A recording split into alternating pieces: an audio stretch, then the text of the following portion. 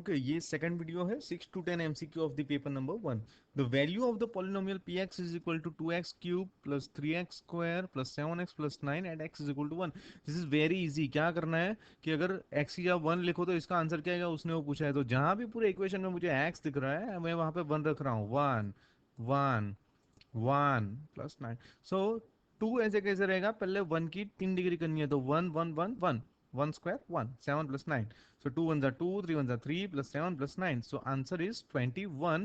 Correct answer is C, 21. Next. Okay, इसमें बोला है कि इसका सॉल्यूशन कैसा मिलेगा। ये दो इक्वेशन है, उसका सॉल्यूशन कैसा मिलेगा।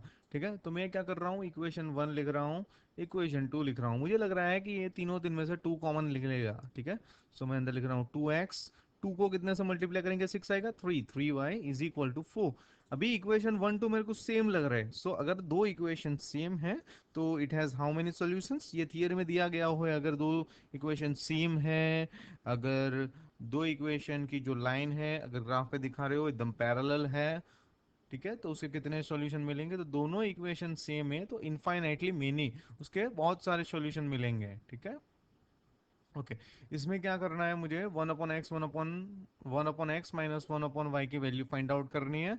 ठीक है, और उसका सॉल्यूशन दिखाना है।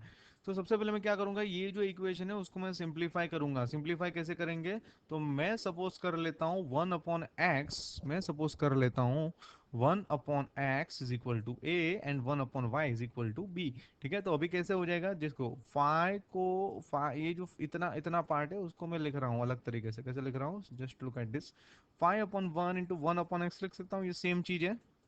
5 1 5 एंड x 1 x, तो 5/x ही। ओके, अभी इसके बराबर मैंने सपोज कर लिया है a, तो मैं क्या लिख रहा हूँ 5a। तो ये मेरा इक्वेशन में हो जाएगा 5a। ठीक है, इसी तरह 5b।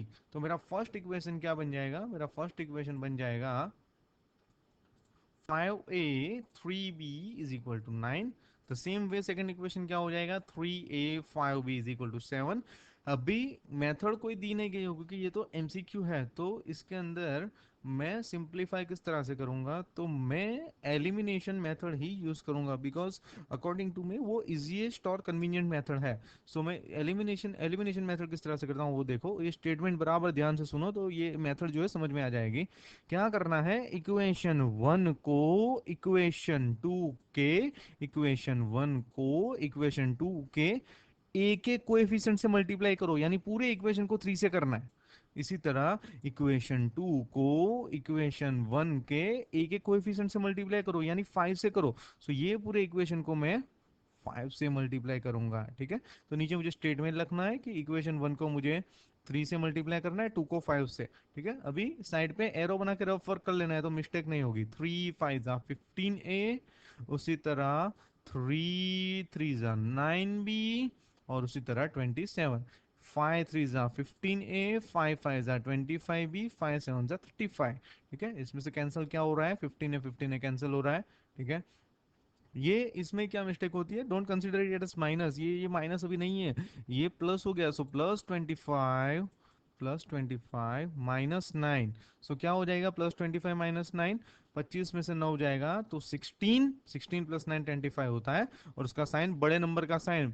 फर्स्ट, अगर आपने फर्स्ट वीडियो नहीं देखी है तो फर्स्ट वीडियो पहले देख लीजिए, क्योंकि उसके अंदर सब्ट्रैक्शन, एडिशन, प्लस माइनस के सारे रूल और मल्टीप्लाई के रूल अच्छे तरीके से एक टेबल के अंदर रूल फॉर्म करके लिखे हो, उसको लिख लीजिए, समझ लीजिए, फिर इसमें आइए। तो क्या है कि पूरे के पूरे वीडियोस में कोई कंफ्यूजन नहीं होगा। ठीक है, सो ये प्लस माइनस माइनस 25 में से 9 गया 16, बड़े नंबर का साइन बड़ा 25 है और उसका साइन प्लस है। तो what I will write here, +16b। Now plus minus minus 35 so it will be -8। तो मुझे वैल्यू मिल गई बी की -1/2।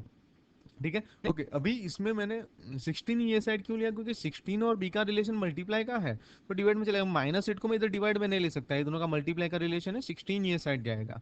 ठीक है, सो b इज इक्वल टू -1/2। उसी तरह मैं a के लिए, ओके, ये जो वैल्यू है वो मैं इक्वेशन 1 या 2 दोनों में से एक में रख सकता हूँ, मैं इक्वेशन 1 में लिख रहा हूँ। ये रहा equation 1, 5a minus 3b is equal to 9, जिसमें b की जगह मुझे लिखना है -1/2।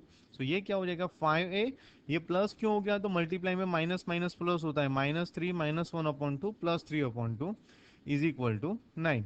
ठीक है, अभी आई ए इज इक्वल टू 9/1, 9 के नीचे कुछ नहीं है तो मैंने 1 लिख दिया। 1 और 2 का एलसीएम क्या होगा, 2। ठीक है, तो मैं डायरेक्टली कर रहा हूँ लेकिन साइड पे दिखा रहा हूँ, देखो 9/1 -3/2, उसका सिंप्लीफाई कैसे करना है, तो बहुत ही ईजी है, बहुत ही ईजी है। या मैं माइनस साइन अलग से कर रहा हूँ, अलग पेन से। ओके, 1 को कितने से मल्टीप्लाई करेंगे, 2 आएगा, 2, तो मैं ऊपर नीचे लिख रहा हूँ 2 2।